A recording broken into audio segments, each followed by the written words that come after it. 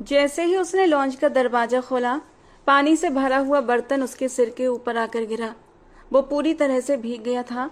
थोड़ी ही देर में उसके कजन की मंगनी का फंक्शन शुरू होने वाला था और वो हवेली में अपनी बाकी कजन्स को लेने के लिए आया था। भीगने की वजह से उसका हुलिया पूरी तरह खराब हो चुका था। खूबसूरती से बनाया गया हेयर स्टाइल पानी की बाल्टी ने बर्बाद कर दिया था।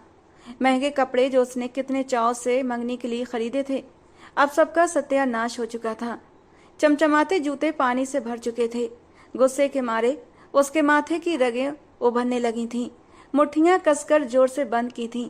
हालांकि हर कोई जानता था कि सिकंदर शाह का गुस्सा कितना खतरनाक होता है। उसके बावजूद भी किसी ने उसके साथ ये घटिया शरारत करने की कोशिश की थी, अपने अंजाम की परवाह किए बगैर। उसने एक नज़र उठाकर अपने सामने देखा था, लेकिन सामने अब कोई भी नहीं था सिवाय उस बेवकूफ़ लड़की के। क्योंकि हर कोई सिकंदर शाह के गुस्से को जानता था और अपनी जान बचाने के लिए फौरन मौके से फरार हो गए थे। ये मंजर देखकर वहां से बाकी लोग तो चले गए थे, मगर फारिया अभी तक अपनी जगह पर जमी खड़ी थी। या तो वो हद से ज्यादा मासूम थी, या फिर वो इतना ज्यादा डर गई थी कि उसके दिमाग ने काम करना बंद कर दिया था और सिकंदर शाह का गुस्सा सहने के लिए उसके सामने ही खड़ी थी। हैरानी और बेयकीनी के मिले जुले हाव भाव लिए उसने बेसाख्ता अपना हाथ अपने लबों पर रख दिया। वो सिकंदर भाई, मैं वो ये सब मैं। अगले ही पल उसकी बड़ी बड़ी आंखों में आंसू चमकने लगे थे और हकलाते हुए अपनी सफाई देने की कोशिश कर रही थी, लेकिन शब्द उसकी जबान से पूरे पूरे नहीं निकल रहे थे। और जब कुछ बोलने में असमर्थ रही तो नजर झुकाकर खड़ी हो गई और अपने होठों को दांतों से कुचलते हुए जख्मी करने लगी। दिल जोर जोर से धड़कने लगा था। आज तो शामत पक्की है, ये खड़ूस मुझे नहीं छोड़ेगा। ये तो वैसे ही हर वक्त मिर्ची चबाए रखता है, आज तो इसका स्वागत बहुत अच्छे तरीके से हुआ है। अल्लाह मियाँ मुझे बचा लो इस खड़ूस से, मुझे बचा लो प्लीज। वो गुलाबी होठों को कुचलती हुई मन ही मन अल्लाह से दुआएं मांग रही थी, लेकिन कुछ दुआएं इतनी जल्दी कबूल थोड़ी होती हैं। उसकी ये दुआ भी कबूल नहीं हुई थी। सिकंदर शाह एक झटके से उसके करीब आया था और उसका बाजू इतनी जोर से दबोचा कि एक सिसकारी उसके नाजुक से लबों से निकल गई थी। आह सिकंदर भाई छोड़े मुझे, दर्द हो रहा है। वो दर्द से बुरी तरह बिलबिला उठी थी, जबकि सिकंदर ने उसका दूसरा बाजू भी अपनी सख्त पकड़ में दबोच लिया था। ये तो तुम्हें पहले सोचना चाहिए था, ये सब करने से पहले। तुम्हें डर नहीं लगा कि मैं तुम्हारा क्या हाल करूंगा? वो इतनी जोर से गुर्राया था कि फारिया ने सहमकर अपनी आंखें बंद कर लीं। ये क्या बदतमीजी की है तुमने? तुम कोई छोटी बच्ची हो? बोलो, जवाब दो, अब खामोश क्यों हो? तुम्हारी ये कैंची की तरह चलती जबान अब बंद कैसे हो गई? वो हद से ज्यादा गुस्से में आ चुका था। उसका बस नहीं चल रहा था कि उस लड़की को उठाकर किसी ऐसी जगह भेज दे जहां से उसकी वापसी नामुमकिन हो जाए। सॉरी, मुझे माफ कर दीजिए। उसकी आंखों में आंसू आ गए थे। तुमने मेरा नया सूट खराब कर दिया है। उसने एक नज़र अपने सूट पर डाली। तुम्हारी अकल क्या घुटनों में है? प्लीज सिकंदर भाई, मेरा हाथ तो छोड़ें, मुझे दर्द हो रहा है। वो बेबसी से बोली थी। पहली बार उसने अपनी आंखें उठाकर सिकंदर के चेहरे को देखा था। बड़ी बड़ी ऑलिव ग्रीन आंखें, एक पल में ही सिकंदर का दिल उन आंखों में डूबकर उभर रहा था। आंसुओं के मोती टूटकर उन आंखों से धीरे धीरे गिर रहे थे। ये एक पल न जाने सिकंदर शाह पर कैसा जादू कर गया था। उसे उसकी आंखों में आंसू बिल्कुल भी अच्छे नहीं लगे। हालांकि कभी भी उसका इस लड़की से दिली लगाव नहीं रहा था, लेकिन इस एक पल में ऐसा जादू था कि वो पूरी तरह उसके जादू में कैद हो गया। जल्दी ही उसने खुद पर काबू पाया था। नहीं, ये सिर्फ एक इमोशनल ड्रामा कर रही है, मुझे ब्लैकमेल कर रही है रो रो कर। हालांकि अच्छे से जानता हूँ इससे ज्यादा तेज, शरारती और शैतान लड़की पूरी हवेली में नहीं है। उसने गुस्से से उसके बाजू को झटका दिया था और फिर से उसे बुरी तरह जलील करने लगा। सिकंदर भाई, ये सब कुछ मैंने नहीं बल्कि सोनिया ने। उसने अपनी कजिन की तरफ इशारा करना चाहा जो पर्दे की ओट में छुप गई थी। अपना इल्जाम किसी और के सर पर मत डालो फारिया। तुम्हारी इन बेवकूफ़ाना हरकतों से सारा खानदान जानकार है। इस बार तो मैं तुम्हारी दादी के हाथों ऐसी इज्जत अफजाई करवाऊंगा कि दोबारा ऐसी गलती करने से पहले तुम 100 बार सोचोगी। उसने अब अपना सर फिर से झुका लिया था। आंसू खामोशी से उसकी आंखों से टप टप गिरने लगे। क्या हो रहा है यहाँ पर? शहरयार अपने कमरे से बाहर निकला। शोर की आवाज सुनकर उसकी नींद खुल गई थी। आंखें लाल थीं। ओ यार, ये तूने क्या हालत बना रखी है। शहरयार की नज़र जब सिकंदर पर पड़ी तो वो बेख्तियार हंस पड़ा। ये देखकर सिकंदर के गुस्से में और भी हवा लगी थी। ये सब कुछ मैंने नहीं बल्कि इस बेवकूफ ने किया है। उसने फारिया की तरफ इशारा किया और गुस्से से सीढ़ियां चढ़ता हुआ अपने कमरे की तरफ चला गया। उसके जाने के बाद वो अपना चेहरा दोनों हाथों में छुपाकर फूट फूट कर रोने लगी। वो इस वक्त एक छोटी सी स्कूल की बच्ची मालूम हो रही थी। उसे इस तरह से रोते देखकर शहरयार के हाथ पांव फूल गए। ओए लिटिल गर्ल, बात सुनो मेरी, क्यों रो रही हो। शहरयार की जरा सी हमदर्दी पाकर वो और भी फूट फूट कर रोने लगी। अरे अरे, क्या हो गया। उसकी बातों को क्यों सीरियस ले रही हो, वो तो बस ऐसा ही है, गुस्से में कुछ भी बोल देता है। अगर उसकी बातों को दिल पर लिया तो हार्ट अटैक तो पक्का आ जाना है। इसलिए उसकी बातों को एक कान से सुनकर दूसरे कान से निकाल देने में ही भलाई है। शहरयार भाई, उसने अपने आंसू दुपट्टे से पोंछते हुए टूटे हुए लहजे में कहा, मेरी सच में कोई गलती नहीं थी, मैंने इस बार कुछ भी नहीं किया था। वो हिचकियां लेती बहुत मुश्किल से बोलने की कोशिश कर रही थी। शहरयार जल्दी से उसके लिए किचन से पानी का एक गिलास भर लाया। हाँ, मैं जानता हूँ गुड़िया, तुम्हारी कोई गलती नहीं थी, लेकिन तुम प्लीज इस तरह से मत रो। देखो क्या हाल बना लिया है अपना। तुम्हारा तो मेकअप भी खराब हो गया है। अगर इसी हालत में मंगनी में गई ना तो सब लोग तुम्हारा मजाक उड़ाएंगे। भूतनी लग रही हो पूरी, सब लोग मंगनी से डरकर भाग जाएंगे। मजाक करते हुए वो उसका मन बहलाने की कोशिश कर रहा था, लेकिन वो फिर भी चुप नहीं हुई और वहीं सोफे पर बैठकर बुरी तरह सिसकने लगी। वो उसके साथ ही सोफे पर आकर बैठ चुका था और फिर उसे दिलासा देने लगा।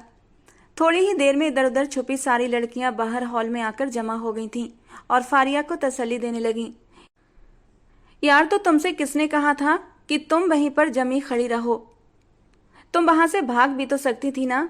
निदा उल्टा फारिया को ही डांटने लगी और फारिया ने उसे घूर कर देखा था। अब इस तरह मत घूरो, गलती तुम्हारी भी है।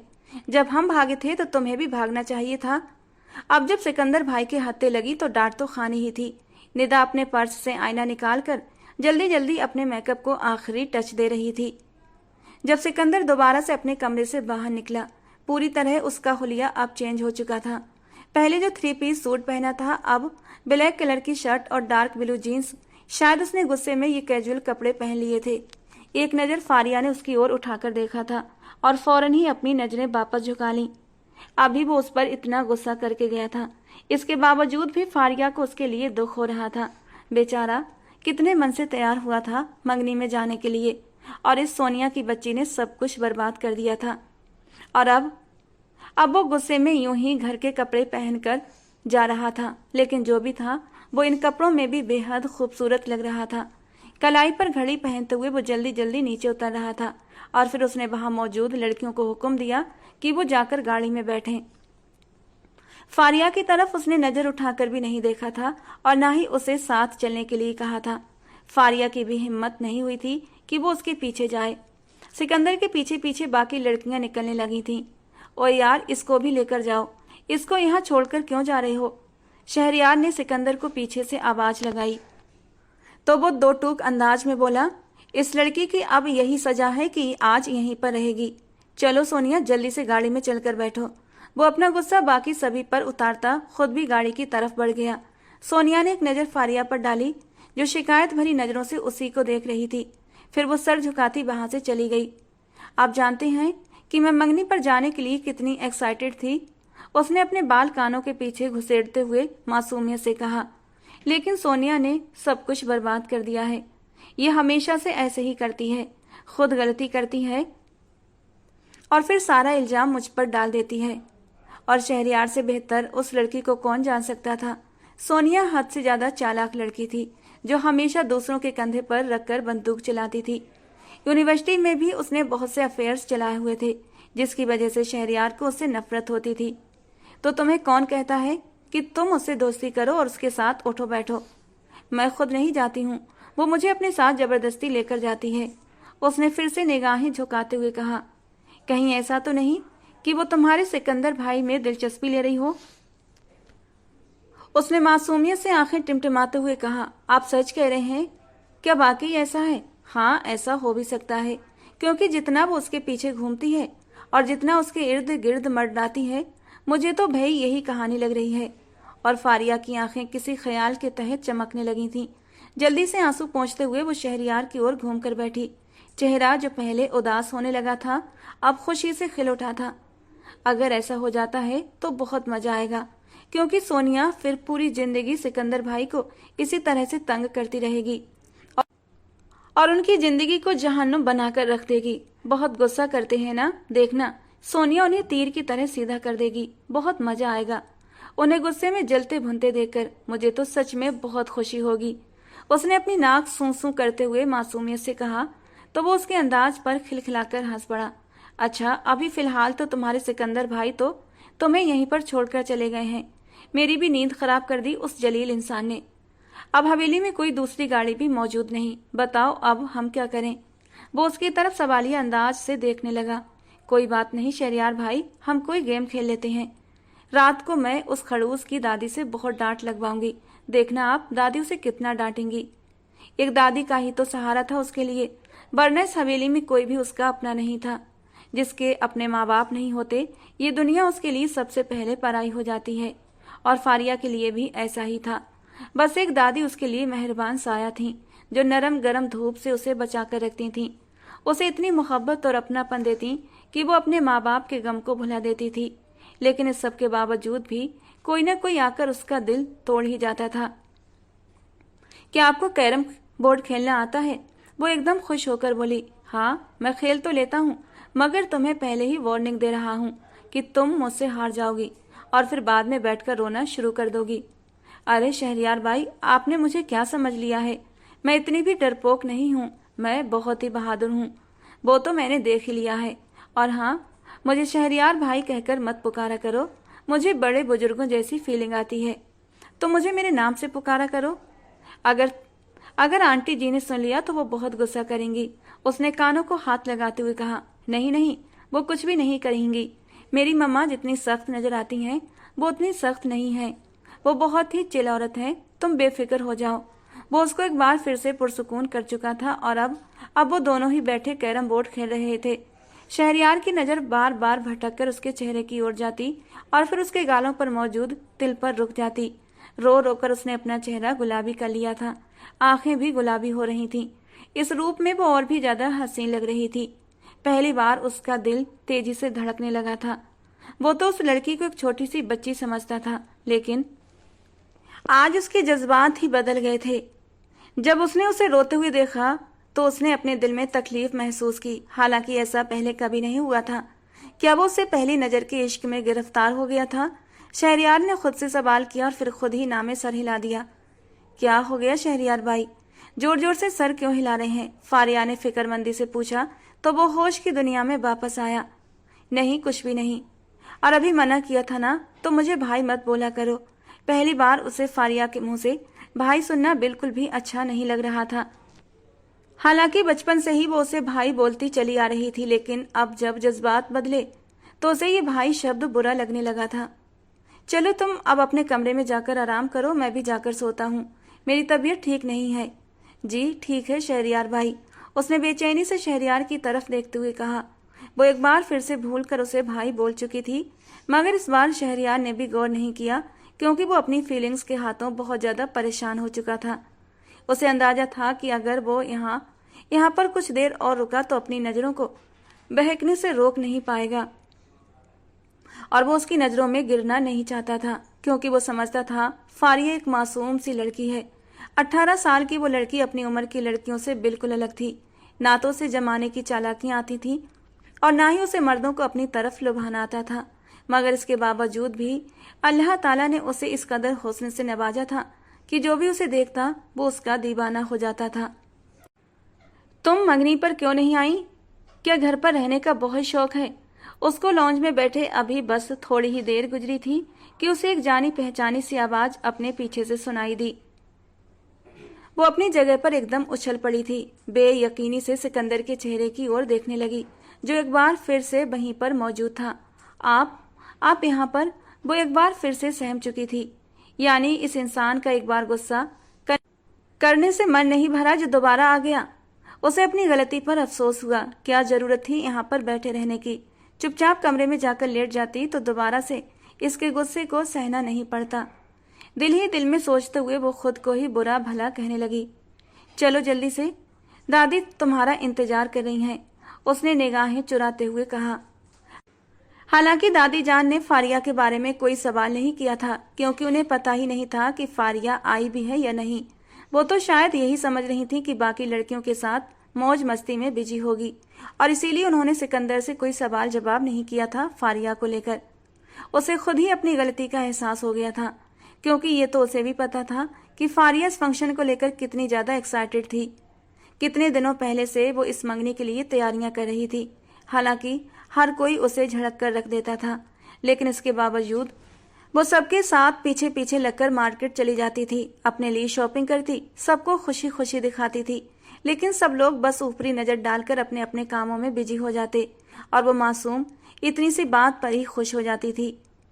यह एहसास था सिकंदर को, और इसीलिए वो वापस आ गया था, जहां कर भी वो उसकी इस छोटी सी खुशी को उससे छीनना नहीं चाहता था।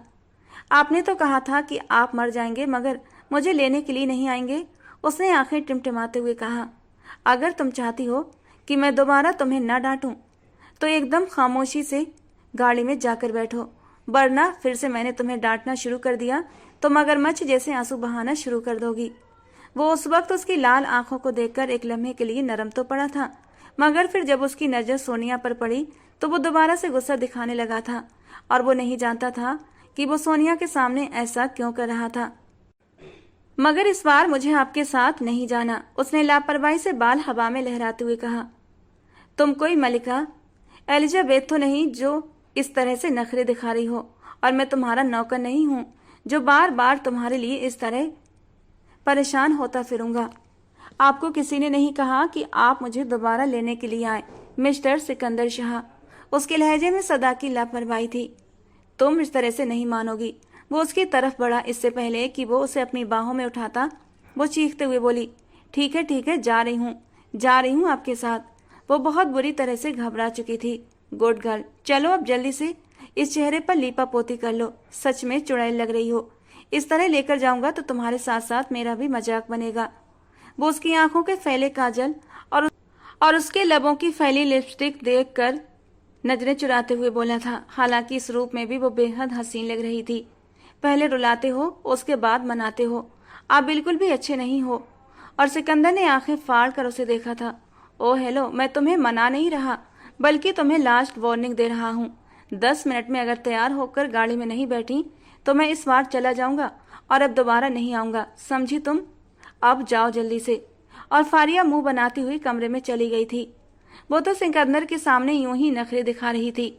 हालांकि वो तो खुशी के मारे अंदर से खिल उठी थी कि सिकंदर उसे वापस लेने आया था, और अब वो भी वहां जाकर खूब एंजॉय करेगी। ये सोचते हुए उसने जल्दी जल्दी 10 मिनट से पहले ही खुद को रेडी कर लिया था और गाड़ी की फ्रंट सीट पर जाकर बैठ गई। उसने चोर नजरों से सिकंदर की ओर देखा। उसका चेहरा अब पहले से काफी शांत था। अगर आप कहें तो क्या मैं आज गाड़ी चला सकती हूँ? परसों ही मैंने शहरयार से सीखी थी। प्लीज सिकंदर भाई, मुझे ये मौका बार बार नहीं मिलता। बस 10 मिनट ही गाड़ी चलाऊंगी, फिर आप ले लीजिएगा। उसने गाड़ी की चाबी की ओर बड़े ही उम्मीद भरे अंदाज में हाथ बढ़ाया था। उसकी आंखों में एक चमक थी, जैसे कोई बच्चा अपना पसंदीदा खिलौना मांग रहा हो। सिकंदर ने अपनी भौहें चढ़ाई और उसे देखा, जैसे उसकी मानसिक हालत पर शक हो गया हो। क्या तुम्हें सच में लगता है कि मैं तुम्हें गाड़ी चलाने दूंगा? उसका लहजा पूरी तरह गंभीर था। फारिया ने होठों को दांतों से दबाया और मासूमियत से बोली, प्लीज देखिए ना, अब तो मैंने थोड़ी बहुत सीख भी ली है, और वादा करती हूँ बिल्कुल ध्यान से चलाऊंगी। बस 10 मिनट। सिकंदर ने दोनों हाथ सीने पर बांधे और गहरी सांस लेते हुए बोला, तुम्हें तो ब्रेक और एक्सीलेटर के बारे में भी कुछ नहीं पता है, और कहती हो कि गाड़ी चलाओगी। फारिया ने झट से जवाब दिया, अब तो पता है, मुझे शहरयार ने सब बता दिया था, और वैसे भी अगर कभी मुझे कुछ हो गया ना, तो फिर आपने ही कहना है। काश मैं उसे जी भरकर जीने देता, उस मासूम की छोटी सी खुशी पूरी कर देता। फारिया ने बड़े ही ड्रामाई अंदाज में कहा था, और सिकंदर ने उसे घूर कर देखा। अरे वाह, अब इमोशनल ड्रामा भी आ गया तुम्हें। तुम तो धीरे धीरे पूरी सीरियल बनती जा रही हो। हिंदी ड्रामों का कुछ ज्यादा ही असर हो रहा है तुम्हारे छोटे से दिमाग पर। सीट बेल्ट बांधो और आराम से बैठो। कोई भी आदमी एक दिन में गाड़ी चलाना नहीं सीख सकता। मगर मैं सीख गई हूँ, वो आखिरी उम्मीद से सिकंदर को देखते हुए बोली। मुझे फिलहाल मरने का कोई शौक नहीं। जिस दिन मेरा मन मरने का मूड हुआ, मैं अपनी जिंदगी से परेशान हो गया, तो उस दिन मैं तुम्हें कॉल करके बुला लूंगा। फिर हम दोनों लॉन्ग ड्राइव पर चलेंगे।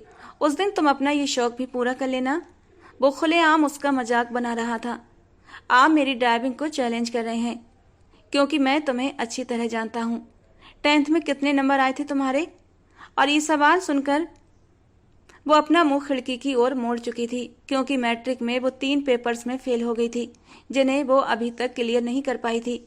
जरूरी नहीं है कि इंसान हर चीज में परफेक्ट हो, लेकिन मेरी जान, तुम किसी भी चीज में परफेक्ट नहीं हो। वो अनजाने में ही उसे मेरी जान बोल गया था। ये बात उसने तो नोट नहीं की, मगर फारिया का दिल तेजी से धड़का था। गाल एकदम से गुलाबी हुए थे। न जाने क्यों सिकंदर के इतने सख्त रवैये के बावजूद भी फारिया का दिल उसकी तरफ से कभी भी बुरा नहीं होता था, बल्कि नजरें खुद ब खुद सिकंदर की खूबसूरत वजूद पर उठ जाती थीं। इस वक्त भी सिकंदर के होंठों से मेरी जान सुनकर फारिया का दिल जोरों से धड़कने लगा था। अगर उसका चेहरा सिकंदर की ओर होता तो यकीनन वो उसके चेहरे की फैली लाली नोट कर लेता, लेकिन उसका चेहरा खिड़की की ओर था। जैसे तैसे फारिया ने खुद को संभाला था। जी नहीं, मुझे कुकिंग बहुत अच्छे तरीके से आती है।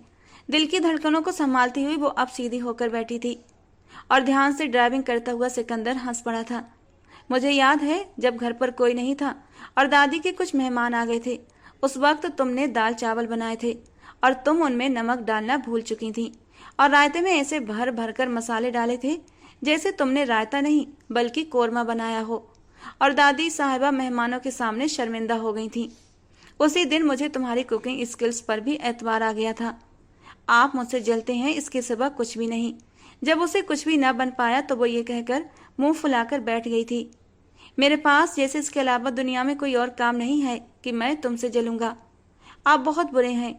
आपकी बीवी की किस्मत बहुत ही खराब होगी, क्योंकि उसको आप जैसा इंसान मिलेगा। मुझे तो अभी से उस पर तरस आ रहा है। पता नहीं उस बेचारी का कैसे गुजारा होगा। मेरी बीवी तुम्हारी तरह बेवकूफ नहीं होगी, वो बहुत ही समझदार होगी। वो उसे आंखें दिखाते हुए बोला, और हूं कहकर वो अपने मोबाइल की तरफ मुतवज्जो हो गई थी। अचानक ही गाड़ी बीच सड़क पर जाकर रुक गई थी। असल में उसने शादी हॉल में पहुंचने के लिए शॉर्टकट रास्ता इस्तेमाल करने का फैसला लिया था। उसका इरादा जल्द से जल्द वहां पहुंचने का था, क्योंकि उसके कजन्स का फंक्शन शुरू होने वाला था। वो फारिया को लेने कभी ना आता। जब वो उसे रोता हुआ छोड़कर चला गया था तो उसे बार बार उसका रोता हुआ चेहरा तो याद आ रहा था, लेकिन ये सोचकर गुस्सा भी आ रहा था कि उसने इस तरह की 3rd क्लास हरकत की थी, और अब उसकी यही सजा है कि वो घर बैठे और अकेली सड़ती रहे। और जब वो अपनी सारी कजिन्स को लेकर शादी हॉल में पहुंचा तो वहां अपने दोस्तों में मगन हो गया था। जब उसके कानों में किसी लड़की की आवाज पड़ी थी, उसने ध्यान से सुना तो वो कोई और नहीं बल्कि सोनिया थी, जो अपनी दोस्तों से कह रही थी, आज तो मैंने उस फारिया की बच्ची को अच्छे से सबक सिखा दिया। सारा किया धरा मेरा था और डांट उस फारिया को पड़ गई। सच में बहुत मजा आया। और ये सुनकर सिकंदर को बहुत गुस्सा आया था। हालांकि इतने सारे मेहमानों के बीच वो सोनिया से कुछ कह तो नहीं सकता था, लेकिन अब वो फारिया को लेने जा रहा था। उसे हॉल से निकलते हुए सोनिया ने देख लिया था और वो तुरंत उसके पीछे आई थी। सोनिया के पूछने पर सिकंदर ने बताया कि वो फारिया को लेने जा रहा है, वो घर पर अकेली है। जब वो उसे लेने के लिए आ रहा था तब सोनिया ने उसे मना भी किया, छोड़ो, उसे लेने के लिए मत जाओ, वरना यहाँ आकर वो फिर से कोई ना कोई तमाशा करेगी। उसे उस वक्त सोनिया पर बहुत गुस्सा आया, क्योंकि वो सोनिया को अपनी कजन से होने वाली बातचीत सुन चुका था, और तभी उसे अंदाजा हुआ कि उस पर पानी गिराने वाली फारिया नहीं बल्कि सोनिया थी। वो सब कुछ उसे सामने लाकर खुद जाकर छुप गई थी। बेचारी फारिया पर इल्जाम आ गया था। यही वजह थी कि वो अपनी गलती का सुधार करने के लिए उसे दोबारा से हवेली लेने आया था। और फिर जब सोनिया ने उसे रुकने के लिए कहा तो उसे भी सख्त सख्त सुनाकर वहां से चला गया। ये क्या हो गया? गाड़ी इस तरह अचानक क्यों रुक गई? सिकंदर भाई, क्या हम यहाँ पर फंस गए हैं? अल्लाह जी, अब क्या होगा? ये इलाका तो बहुत ही खतरनाक है। अगर यहाँ पर चोर आ गए तो? वो एक ही सांस में ढेर सारे सवाल करने लगी। अगर तुम अपनी जुबान बंद रखोगी तो कुछ भी नहीं होगा। खुदा का वास्ता है, थोड़ी देर के लिए खामोश हो जाओ। वो थोड़ा सा ऊंचा बोला तो वह सहम कर सीट के साथ लगकर बैठ गई। सिकंदर गाड़ी स्टार्ट करने की कोशिश करने लगा, लेकिन गाड़ी स्टार्ट नहीं हो रही थी। और तभी दूर से कहीं जानवरों के चीखने की आवाज आई थी और फारिया बुरी तरह से डर चुकी थी। सिकंदर भाई, यहाँ तो जानवर भी हैं, अगर वो हमें खींच कर ले गए तो हमें तो कच्चा ही खा जाएंगे। जी नहीं मैडम, हमें पकाकर खाएंगे, क्योंकि अब जमाना बदल गया है ना। जानवर भी बहुत ज्यादा एडवांस हो गए हैं, अपने शिकार को पकाकर खाते हैं, कच्चा नहीं खाते। अपना मुंह बंद नहीं रख सकती तुम थोड़ी देर के लिए? अब तुम्हारी आवाज आई तो सच में तुम्हें इन्हीं जानवरों के हवाले कर दूंगा, समझी तुम? उस पर तंज करने के बाद वो उसे अच्छी भली डांट भी लगा चुका था। उसके इतने बुरी तरह डांटने पर फारिया डर के मारे दोबारा सिमट कर बैठ गई। हालांकि आंखों से आंसू गिरने लगे थे। सिकंदर ने एक नजर रोती हुई फारिया को देखा। वो उसे डांट तो देता था, लेकिन बाद में उसे अफसोस भी होता था।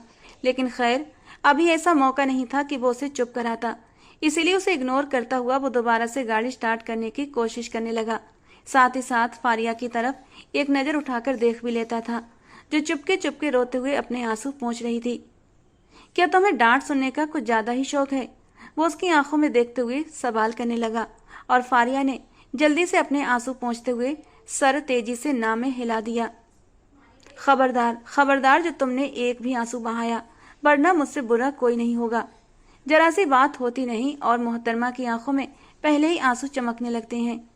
वो गाड़ी से नीचे उतर आया और गाड़ी का बोनट उठाकर चेक करने लगा, मगर सब कुछ ठीक था। अचानक ही उसकी नजर पिछले टायर पर पड़ी, जो पंक्चर हो गया था। शिट यार, ये क्या हुआ? इस नई मुसीबत पर वो बुरी तरह परेशान हुआ था। आसपास का इलाका भी ऐसा था कि कहीं कोई मदद के लिए भी नहीं मिल सकता था। अब वो बुरी तरह पछताया कि शॉर्टकट के चक्कर में उसने अपने लिए खुद ही मुसीबत मोल ले ली थी। अगर अकेला होता तो कुछ भी करके यहाँ से निकल जाता, लेकिन फारिया के साथ वो पैदल कहाँ तक जाता? वो तो 2 कदम चलते ही थक जाती, इतनी नाजुक सी थी। हालांकि मेन रोड पर जाने के लिए भी काफी दूर पैदल चलना पड़ता, ऊपर से जंगली इलाका था। और फारिया तो जानवर की एक चीख पर ही जानवर से ज्यादा बुरी तरह चीखने लगी थी। वो बुरी तरह परेशान होते हुए मोबाइल निकालने लगा, मगर उसके मोबाइल की बैटरी भी लो थी। इससे पहले कि वो फारिया से मोबाइल मांगता, उसे ऐसा महसूस हुआ कि जैसे उसके पीछे कोई खड़ा है। पहली बार सिकंदर का दिल जोर से धड़का था। अनहोनी का एहसास उसे बुरी तरह होने लगा। हिम्मत करके उसने जरा सी गर्दन मोड़कर पीछे देखा तो वो कोई और नहीं बल्कि एक नकाबपोश इंसान था, जिसने हाथ में पिस्टल उठा रखी थी। और अब इस नई मुसीबत पर सिकंदर एक गहरा सांस लेकर रह गया था। एक के बाद एक मुसीबत उसके सर आती चली जा रही थी। किसी भी तरह की चालाकी करने की कोशिश नहीं करना। नकाबपोश आदमी चिल्लाते हुए बोला था, तुम्हारे पास जो कुछ भी है जल्दी से बाहर निकालो। और उसके साथ ही उसे अगला हुक्म सुना दिया था, ठीक है, मैं निकालने के लिए तैयार हूँ। ये कहकर वो अपने हाथ में पहने घड़ी निकालने लगा। उसे आइडिया हो गया था, ये कोई छोटे मोटे चोर हैं, सामान लेकर यहाँ से चले जाएंगे। फारिया के रहते वो इन लोगों से झगड़ा मोल लेना नहीं चाहता था, वरना उन्हें एक झटके में धूल चटा सकता था। वो गिनती में 4 थे। एक ने उसके ऊपर पिस्टल तानी हुई थी तो 2 इधर उधर खड़े आसपास नजर रखे हुए थे, जबकि चौथे आदमी को वो पिस्तौल वाला आदमी कह चुका था कि जाकर गाड़ी में चेक कर, कुछ न कुछ गाड़ी में भी मिल जाएगा। उसकी बात सुनकर वो चौथा आदमी गाड़ी की ओर बढ़ा था। दरवाजा खोलकर अंदर झांका ही था कि वापस बाहर आया, बॉस, यहाँ तो एक बहुत ही हसीन लड़की बैठी हुई है, यानी हमारी रात का भी बंदोबस्त हो गया है। उसके दोस्त ने गाड़ी में बैठी हुई फारिया को ललचाई नजरों से देखते हुए खबासत भरे अंदाज में कहा, जबकि फारिया अपने आप में सिमट गई थी। डर के मारे उसका दिल जोरों से धड़कने लगा था। पसीने की बूंदें उसके चेहरे पर झलकने लगी। खबरदार, जो तुमने उस लड़की को हाथ भी लगाया, तो तुम लोग जो भी मांग रहे हो वो मैं देने के लिए तैयार हूँ। लड़की से दूर रहना, वरना मैं तुम्हें अपना वो रूप दिखाऊंगा जो मैं तुम्हें दिखाना नहीं चाहता। उस आदमी के मुंह से फारिया के लिए गलत शब्द सुनकर सिकंदर का पारा गुस्से से हाई हो चुका था। जो भी था वो उसकी इज्जत थी और उसकी जिम्मेदारी भी। उसका फर्ज बनता था कि वो इस लड़की को बखैरो आफियत उसकी मंजिल तक पहुंचाए। अरे शेरा, इतना गुस्सा क्यों हो रहा है? जितनी वो तेरी सगी उतनी हमारी भी है। हम उसे कोई तकलीफ नहीं पहुंचाएंगे। ऐसी खूबसूरत लड़की को तो फूलों की तरह छुआ जाता है। अब वो पिस्तौल वाला आदमी जरा सा गाड़ी में जाते हुए शैतानी हंसी हंसा था। फिर सिकंदर के बेहद करीब आता हुआ शैतानियत से बोला, चल मैं तुझे छोड़ देता हूँ, तुझसे कुछ भी नहीं मांगता, बल्कि तुझ पर एक और एहसान करता हूँ, तुझे जख्मी भी नहीं करूँगा, तुझे जिंदा छोड़ दूंगा। बस उस लड़की को हमारे हवाले कर दे और खामोशी से यहाँ से दफा हो जा। और हाँ, हीरोगिरी दिखाने की जरूरत नहीं है। ये शब्द सुनकर फारिया बुरी तरह सहम गई। सिकंदर के लिए वो कौन सी अपनी थी? न कोई उसकी रिश्तेदार थी, न कोई वो उससे इश्क करता था जो उसके लिए अपनी जान को खतरे में डालता। फारिया को अपनी जान और इज्जत दोनों ही खतरे में महसूस हुए थे और अपने आप को बचाने के लिए अब मुझे ही खुद कुछ करना पड़ेगा। उसने जल्दी से अपना छोटा सा दिमाग चलाना शुरू कर दिया, क्योंकि उसे सिकंदर पर बिल्कुल भी भरोसा नहीं था। जिस तरह सिकंदर उस पर हर वक्त चीखता चिल्लाता था और गुस्सा करता था, फारिया को यही लगा अब उसे जान छुड़ाकर वो यहाँ से चला जाएगा। ये ख्याल आते ही उसने बिना देर किए गाड़ी से निकलकर भागना शुरू कर दिया। अरे पकड़, लड़की भाग रही है। नकाबपोश आदमी ने अपने आदमी का ध्यान उसकी तरफ किया तो सिकंदर ने मौका पाते ही एक जोरदार मुक्का उसकी नाक पर मारा था। पिस्टल उसके हाथ से छूटकर जमीन पर गिर चुकी थी और वो दर्द से कराहने लगा। अपने साथी की हालत देखकर दूसरे आदमी भी सिकंदर की ओर झपटे, मगर थोड़ी ही देर में सिकंदर उन सबकी हालत खराब कर चुका था। उसकी मजबूत लंबी चौड़ी कद काठी के आगे वो चारों 2 मिनट भी टिक नहीं पाए थे। अब जमीन पर पड़े बुरी तरह कराह रहे थे और अपनी जान की भीख मांग रहे थे, जबकि सिकंदर ने उन सबको वहीं छोड़ा और उस दिशा की ओर दौड़ा जिधर फारिया भागी थी। लेकिन उसका दूर दूर तक कहीं नामो निशान नहीं था। अब उसे फारिया पर सख्त गुस्सा आ रहा था, जिसने बिना सोचे समझे वहां से भागना शुरू कर दिया था। ये बेवकूफ लड़की आज मेरे हाथों जान से जाएगी, उसने दांत पीसते हुए कहा। वो अब उसे ऊंची ऊंची आवाजों में पुकार रहा था, फारिया, फारिया कहाँ हो तुम? वो उसे ढूंढते ढूंढते काफी दूर तक निकल आया था और अब बुरी तरह थक भी चुका था कि तभी वो उसे एक पेड़ के नीचे बैठी रोती हुई नजर आई। और पता नहीं क्यों फारिया को यूं सामने सही सलामत देखकर सिकंदर की जान में जान आई थी। दिल में जैसे सुकून सा उतर गया था। गहरी सांस लेता वो धीरे धीरे कदमों से उसके पास आया था। वो बुरी तरह अपना पांव पकड़े रो रही थी। वो जो उसे डांटने का इरादा रखता था, उसे यूं रोता और डरा हुआ देखकर उसे डांटने का इरादा छोड़ चुका था और झुककर उसके पैर को अपने हाथों में ले लिया। उसका पांव पत्थर से टकराने की वजह से उसके पांव का नाखून उखड़ चुका था और अब वहां से खून बह रहा था। दर्द के मारे उसका बुरा हाल था। आंखों के सामने अंधेरा छा रहा था। मोबाइल की टॉर्च उसके पांव की तरफ लगाई तो अपनी जगह पर ठिठक कर रुक गया। खून काफी ज्यादा बह चुका था और पूरा नाखून उखड़ गया था, बस जरा सा रह गया था। उसकी